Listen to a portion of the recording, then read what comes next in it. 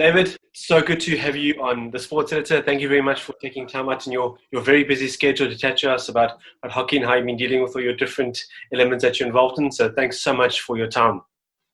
Ryan, thank you. Thanks for making the time and the opportunity to put us out there and give us the exposure that we so rightfully need. Yeah, it's brilliant. At this point in time, we are consumed with many thoughts and ideas and ifs and buts and maybes, but at the same time, we are doing our best to stay connected, stay positive. But for the SA indoor team as a whole, we're doing exactly that. We are trying to focus on conditioning and the well-being of the mindset and the psychological part of it. So yeah, thanks for taking the time. Absolute pleasure. David, first question. Was the men's indoor hockey job something that you were sort of aiming to, or were you just sort of going through what you needed to do, head down, working hard, and uncle, there you go, you've got the job? Yeah, if I go back 12 years, as long as I've been involved in indoor hockey, look, a dream of mine has always been to be part of a national setup. So it's always been a dream, but for the most part, it's just been head down and work, and work in an environment that I thoroughly enjoy, that I enjoy working with all sorts of, all various age groups, should I say. But yeah, it was mostly head down until the moment arrives.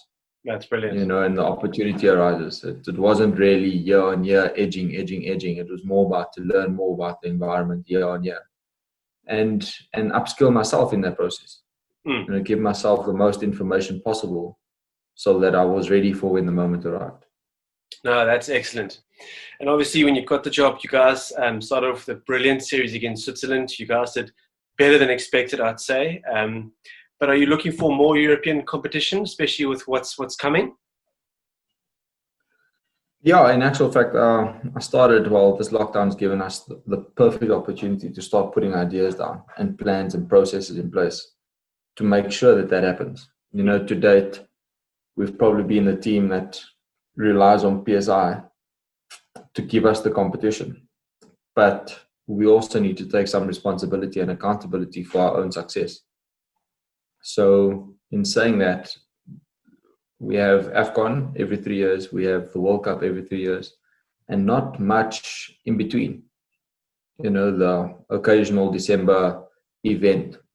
But to take it and bring it back into our own hands, we certainly have made contact to a number of nations to put ourselves on the map. We need to have more events like the Swiss Series, men and ladies aligned, as possible, possibly as far as 2 per year annually.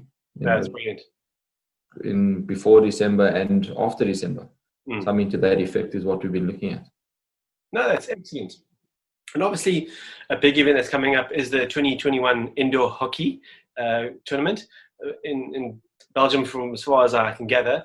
And is it going to be a tournament where there's a lot of expectation, or was it more of an enjoy the moment type thing, or are you trying to sort of find a balance between the two? Yeah, that's a very good question. There's a saying that South African teams on world events are, for the most part, participants. And I'm kind of the opinion at the moment that we are far more than that. Yeah. But we are currently putting in structures to make us competitors at these events, not participants. And obviously that means baby steps until we're ready to kind of reach for the top. So no, it will be a balance. We will aim to enjoy the moment, and it is about enjoying the moment. You've got to enjoy that stage. You've got to take it all in. But at the same time, we are looking to finish up to 4 places higher than what we have previously. No, that's excellent. And the kind of process that I want to think about it is every 3 years we climb 4 places. Yeah. Which in my mind makes a lot of sense. 3 years, 4 places. It kind of makes a lot of sense. And then within 6 years, we could probably see ourselves in the top 4. That's brilliant. Yeah, well, if you aim for something, I'm sure you're going to hit it, definitely. And that sounds like a great approach. And I think if you keep talking that way, it's just going to feed more and more into the players that, hey, we've got some serious direction here. Let's go for it. And that's awesome. Yeah. That's really encouraging to hear. It goes without saying that we've got a lot of talent. Mm. You know, there's a lot of nations that are quite jealous of the South African talent pool. Mm. But at the same time, we need to come up with a plan to get the best out of that pool. Yeah. And obviously, there's a lot of things around the fringes that need to happen. But at the end of the day, we have the player base to make it work. We have the human resources to make it work. And I'm not going to allow anything to hold us back. Yeah, that's true. And talking about the sort of squad that's set up there, is there a nice balance between young players and experienced players, and they could feed off each other? Is that a fair assumption? Yeah, it really is. It's an amazing balance. The average age at the moment is 23. Sure. The oldest player is 32. But yeah, the youngest player is 18. Wow. 18 is the youngest player. And there's two of them in matric this year. So there's an amazing balance. You know, as we go forward, we're probably going to see an average age of 26, because the number of guys that could probably still make the next two World Cups. So at the end of the day, as I said earlier, the talent pool is really, really strong. So it's the competition year on year to make this team. And what we're trying to put in place is something that everybody wants to make annually and not within the year of the World Cup. Everybody wants to make the squad annually. Yeah. That's a very good point you make there. Let's quickly touch on your coaching career sort of locally. Did very, very well with the Gauteng Griffins. They basically dominated everywhere they go. How do you currently find balance between coaching the SA men's side as well as the girls under 18 team? How do you find that balance and making sure you committed to you're giving the same energy to both teams? So last year was quite interesting. Our preparation wasn't ideal as the Gauteng Griffins girl side. I know, you've got to give those teams quite a bit of attention because you don't see them often. So the Swiss series in November was pretty much fell at the beginning of our preparation. And then I also went over to Amsterdam in December. Nice. I arrived at PSI the day of the tournament, or the day after the first, or the second day. I was there. I arrived the second day. The balance, depending on the timing, it doesn't have to impact.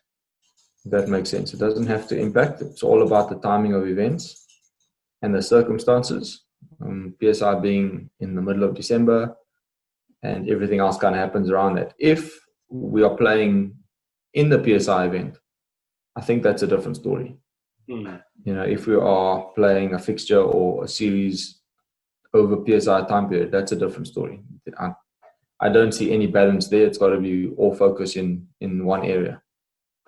So that again offers opportunity to somebody else to take over, which is the whole idea of having a pathway, is to make sure that the next person is ready, and the team or the players or the brand doesn't lose value over that time. We've worked hard. The Griffins for the last 12 years has been I haven't moved teams, to put it lightly. So sure. Yeah.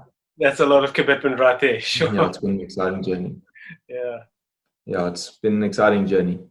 No, that's excellent. And talking about getting results and being focused, you won 4 under 18 titles with the Indoor Pro Series sessions, with the Gauteng Griffins. I found out between hard work and having a love for the game. How do you, as a coach, sort of mix the two together to get results like that? Because that is just fantastic. I mean, 4 titles at the Pro Indoor Series is absolutely brilliant. And I think it's won 1 silver as well. So it's fantastic. Yeah, it's been cheapers. It's 4 golds, 3 silvers. Oh, there we go. 3 silvers. And I think 2 bronze. I think something like that. Yeah. Something like that. I don't know. And I've always put a large focus on enjoying what you do. When you enjoy what you're doing, there's no limit to how hard you'll work. because you understand that there's an end product that you're going to enjoy. And for me to watch the players play at the best of their ability and to be able to drive them and motivate them and encourage them and improve them, those things give me great joy, to be honest. Adding value to people will always give me a lot of enjoyment. So the fact that I can do that through hockey is something that I'll really treasure. And I've always been in sport. I've always been, whether it was a player or a coach, I always knew that my direction was going to be through sport. That is how I was going to get to people and add value to people, was going to be through sport. No, it's absolutely brilliant. And just looking at, because I know there's also obviously the Premier Hockey League, and I know it's not directly the same as there's also the Indoor League, but those leagues in South Africa, do you feel they're in good stead? Do you feel it's set for growth, or is there a bit more work to be done? The Premier Hockey League, it's funny, we had a discussion last week about the Premier Hockey League. And if we took the Premier Hockey League and we added it to the IPT, the one concept to uplift the other, opposed to having two separate events. I think there's a little bit of work to be done. I think the final product is on the tip of everybody's tongue, but kind of everybody's holding back to put it on paper. You know, so the concept is awesome. I really enjoy the concept, but we were saying the other day that if you took that concept and you gave it to a provincial team who was training for 6 weeks and preparing, you'd probably have a better product. Yeah. Opposed to arrive on Friday night, mixed bag of players, and then put a performance on the field. Because at the end of the day, hockey is the product. Yeah. So when you look at what type of hockey you want that's going to attract people, you got to think about how to maximize your input. Indoor hockey, on the other hand, I think indoor hockey is only taking off. Yeah. When I say taking off, I think we've got a very strong junior base. We create an amazing national environment come December time. But I think at senior level, it's only about to take off. I think there's been a number of under 19s, under 20s that have come through that are dying to play more. And are dying to be recognized. And now that we are selecting all-star players at under 18 level, there's got to be a place for them to go. So, from that perspective, that's part of what I'm busy with at the moment, is providing a platform for those players to come through and really show their skills. That's brilliant. And just in terms of indoor hockey, because I agree with you, because there's a lot of energy around it now, and people are showing more and more interest. What do you think has helped people sort of open their eyes towards and say, hey, this is actually brilliant? Is it the exposure that they get at school level? Is it the amount of games on television? What is sort of making people stand up and say, wow, this is actually exciting stuff here? Going back to the value of people, word of mouth is key. Yeah. Word of mouth is key, and the coaches and the product and the system and the structure that you put in place will always attract more. I was fortunate enough to be one of the first coaches when we started Gauteng Griffins, when Alistair Frederick started. I was one of the few that was there when we were literally 4 franchise teams in the league, and those 4 teams would just play each other. That's how it was. We're now, I think, through under 7 to under 18, it's something like 130 teams, something silly like that. Yeah. So 12 years later, and that's what the product produced. So, I think it's just an amazing thing. Any coach that is involved in school wants his school kids to be involved in PSI.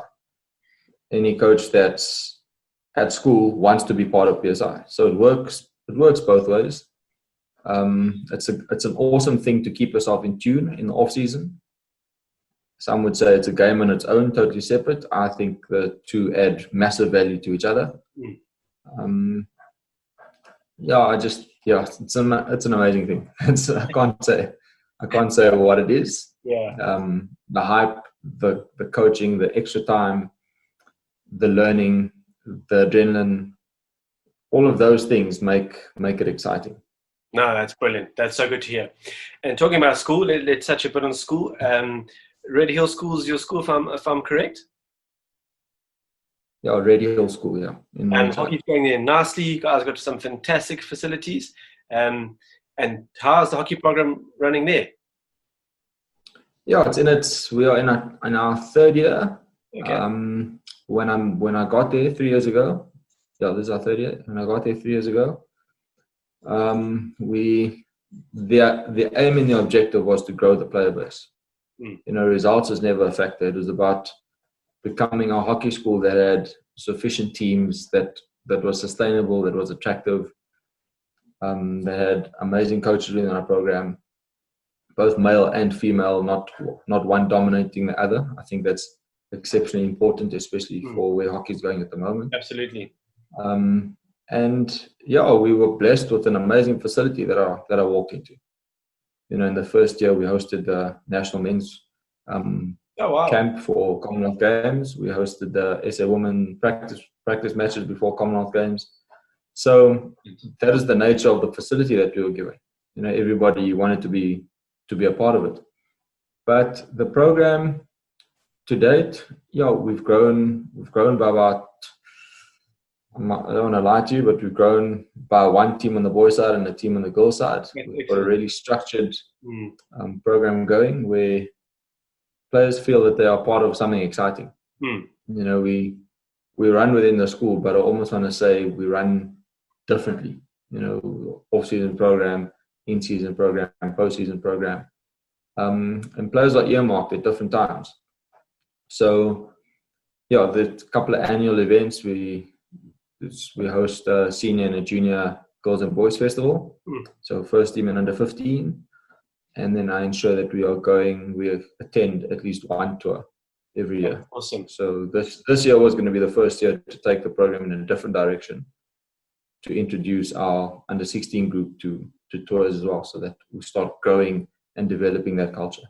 No, that's excellent. That's brilliant. And because South Africa's got such a good school setup, you look across the different sports codes and things like that. What do you think schools could do, if there was just sort of one thing schools could do to encourage the game of hockey across the board? What would that be? One thing to encourage it. I know we all say we aim to make it fun. But there are a number of schools that are tied to prep schools. And those prep schools are really, really valuable, because that's where your product can come through from under 9 to under 18. Red Hill is one of those schools. It's got a primary school attached to it. So I think when I say make it fun, there's a different way of coaching at prep school level. There's a different way to create a love and a passion for the game. To thinking outside the box. I was lucky enough to be part of some Dutch training sessions. Out of the box is key. Just use the bigger balls, use the buckets, use the pool noodles. Create the love. Yeah. Really create the love and the fun aspect by using different tools. I think that could be something important when it comes down to primary school level, and creating a love.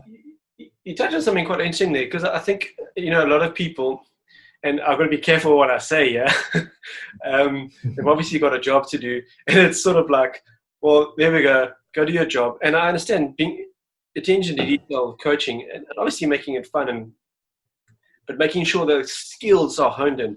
I don't know how much of that is wanted by the coaches, you know what I'm trying to say. So no, I absolutely agree with you. Try and bring the best out of them. It's so, so important. And you think that's perhaps where a bit more coaching the coaches also needs to come in? Always. I think, as South Africans, we're starting to share a lot more. We're starting to invest a lot more into ourselves. But I think using that we're sharing a lot at the higher level, but we're not sharing at the lower level. We kind of, especially when it comes to private school teachers, or primary school teachers, should I say, do a lot of the stuff themselves. A lot of the coaching, a lot of the managing, a a lot of the mentoring. It's not always done by a specialist, but educating those teachers on what tools to use, what tools to get the best out of their students. And I think that's one thing that we can certainly share as far as coach development goes, when it comes down to primary school especially, because that's where the love is created. The love is not created at under 16 level. The love is created at under 11, under 9, under 11. That's where the love is created. So I think primary school teachers probably play a bigger role than they think they do. Yeah, no, absolutely. Yeah, they're absolutely essential. No, I agree with you there, David. And as we draw to a close now, been an interesting year for you so far. But could you sort of tell us one event that you're looking forward to, whether it's the Hockey World Cup or any event that's coming up a bit later in the year? Well, let's hope it. What would that be? Hoping that we get to play Africa qualifiers in August or the end of September, 25th to the 28th of September. It's scheduled for those dates. I'm thoroughly looking forward to that event. That event will tell us where we stand, where we rank. We have to win that event in order to go to the World Cup. Right. So, yeah, if we don't play that event due to COVID-19, we will then qualify automatically. Okay. Based on our previous qualification. So, great. I'm looking forward to that event because, one, for me, we have to work for it. It's not going to get handed to us. Yeah. If we don't play it, it will just get handed to us, and we would probably go into the World Cup unprepared with a few games short. Or it means European opposition is more important. So AFCON is certainly something I'm looking forward to. We're going to have to grind to earn that, but I think it's certainly something that will stand us in good stead. Well, yeah, we'll be watching the news headlines to see what happens in the sport, but yeah, with bated breath and a lot of patience. But wishing you well, and I'm sure that the team's thoroughly thriving and eager to get out. I'm sure it's a lot of planning that's going into what you guys are doing, so wish you well. And it's been really great to chat to you, David. Thank you so much for your time. Ryan, thank you. Thanks again for making the contact. Thanks for giving us an opportunity to be seen and heard out there. And we'll probably look forward to chatting again. It'll be good. Definitely. And please tell Jethro that he must be on his best behavior. Does he know what that is? Yeah. Yes, man. Thanks. Bye. Bye.